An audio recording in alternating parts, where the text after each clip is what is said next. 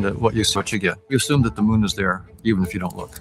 The bottom line is the probability is zero. All right, so reality is not the way that we perceive it. You don't see the truth. The reason is because it's infinitely complicated. If a tree falls in the forest and no one's around to perceive it, does it still make a sound? This has been a big problem in science until I discovered the trace logic. And just 6 months ago, I think I found the key that I've been looking for 40 years. This is the first time I've actually talked about this. But the interesting thing is, spiritual has been saying this for thousands of years. And now the best science says that. The best science does not say you're just a lump of atoms that happens to have some consciousness. Now the smart money is on, yeah, you and I are one.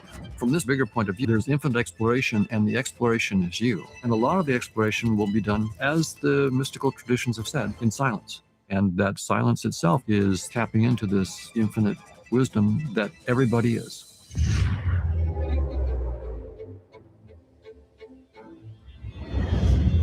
Hey everyone, welcome back to the Know Thyself podcast. Our guest today is back for the third time. We love him so much, and I'm excited to dive into this conversation, exploring the nature of reality and its many different aspects. He is a cognitive psychologist, an author, a consciousness researcher, and somebody whose extensive research in both consciousness and evolutionary game theory has positioned him uniquely to be a pioneer in emerging discoveries around the nature of reality that really shakes up our intuitions and notions of what it is in the first place. Donald Hoffman. Thank you, Andre. Good to be back. That's great to be here again the third time. Thank you very much for having me back. Yeah. I think it's going to be great to set a bit of the framework and set the stage, not assuming people have tuned into the previous two conversations. Let's start off very baseline. Can you explain to the layman how we don't see reality as it is? Right. So most of us assume that what you see is what you get. I see a car, that's because there really is a car there. I see the moon, that's because the moon really is there, and so forth. And we assume, those who know evolutionary theory, for example, might say, well, and the reason we know that we see the truth is because we evolved to be fit. And to be fit, you should see the truth, right? The more accurate your perceptions are, the better you should see the truth about reality. And those who think that this isn't reality, if you don't think that car is real, if you step in front of it, you'll find out that it is real, that it can hurt you. So those are the kinds of intuitions that we all have. And it just turns out when you look at evolutionary theory carefully.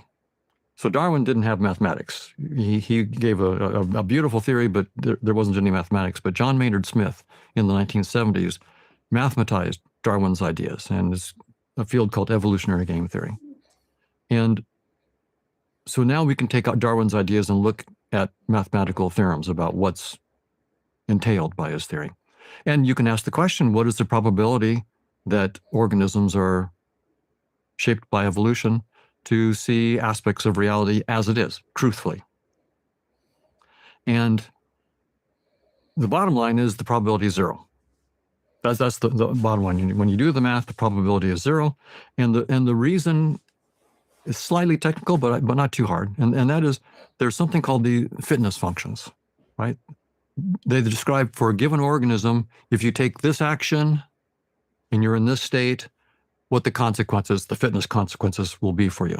And by fitness, evolutionary theory, of course, means the chances of successfully reproducing. So that's the measure of fitness that we're talking about, the probability of reproducing successfully. So when you look at these fitness payoff functions, since they're what's shaping the sensory systems of the organisms, right? That's what's shaping evolution in evolutionary game theory, these fitness payoff functions. They depend on the state of the world, the organism, its actions, and you get a payoff. Like, for example, just to be very concrete, if I'm a human being and I'm standing in the middle of the 405 freeway at 10 o'clock in the morning, that's a bad place to be, and my fitness payoff is death, right? That's really a dumb thing to do.